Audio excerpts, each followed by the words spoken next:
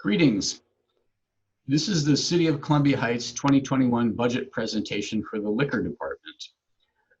The city owns 3 municipal liquor stores, and I am the city finance director, and with me today is the liquor operations manager, Jason Schultz, and we're going to have a little overview of that budget. Welcome, Jason. Thank you. So, Jason, how is preparing a budget for the liquor stores different than preparing for most of the other city departments? Well, there's much more uncertainty in the retail industry. Budgeting for the liquor stores is more about forecasting overall trends compared to the very specific service costs decided upon for the governmental departments. Also, the retail prices for off-sale liquor don't include a lot of markup over wholesale.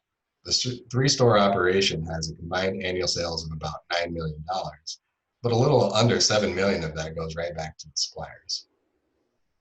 Okay, well, those are some good reasons why it's useful to look at the measure known as operating income when budgeting for the liquor stores.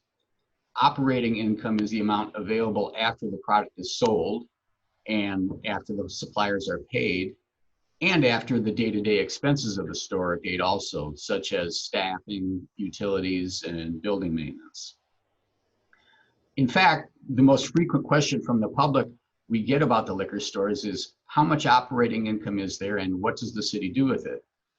So prior to the pandemic, operating income averaged roughly $450,000 per year, but it regularly fluctuates up and down by about $50,000 from that average in any one particular year. There are 3 ways that income is used. First, the city uses it to pay the annual interest on the funds borrowed to build the liquor stores. For 2021, that's about $52,000 in interest expense. Next, the operating income is used to provide funding for other city activities. For example, in the 2021 budget, there is $50,000 of funding for the street program that improves the streets, and $10,000 for community programs run by the police department. Lastly, just like any other retail business that needs to remain competitive, the operating income is used periodically to update the stores when it makes sense to do so. Yes, and that's happening right now at Store 3 off of University Avenue. It's getting a much needed facelift that was approved as part of a prior year project for up to $200,000. This will definitely improve the customer experience at the store. It should also contribute to the safety in that commercial strip by having a property that's better cared for. Okay. So the pandemic obviously causes more uncertainty than usual when it comes to forecasting operating income for the liquor operation. What effects from the pandemic have you observed in the stores so far this year? Well, the customers are coming to the store during the pandemic and are purchasing much more per trip than in the past. That's partly because bars and restaurants are open less, but also because some customers want to make fewer trips. There have also been a lot of disruptions to the operation. Additional time to sanitize the store. For some store duties, social distancing is necessary, but it can be inefficient as well. And we've had some short-term closures for public health measures. The biggest financial impact has been reduced sales from our reduced weekly hours open to the public. These reduced hours are mainly due to a staffing shortage. Although my team is working tirelessly to combat these staffing challenges, we are still facing this today. Stores' hours and scheduling are ever changing and continue to be our biggest obstacle for the year, and I foresee the same moving into 2021. We are cross-training team members and continually hiring to combat that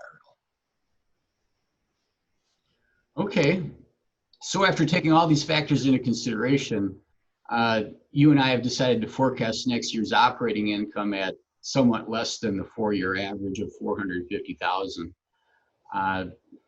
Admittedly, that's partly just for the lack of any other good objective measure to apply to the forecast.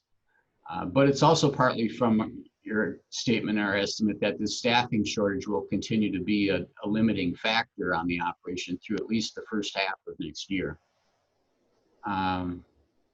So are there some store expenses, Jason, that are budgeted similar to other city departments?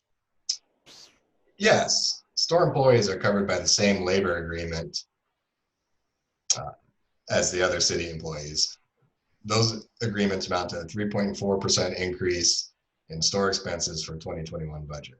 That includes a 3% cost of living increase, some seniority steps for satisfactory performance evaluations, and some changes in the amount of benefits utilized by employees.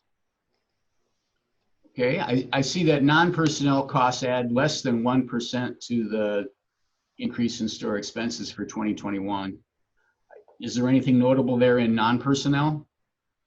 Yes, credit card fees are budgeted at $9,000 more, partly because the operation stopped accepting checks in 2020, and also because customers are using less cash during the pandemic, which we encourage.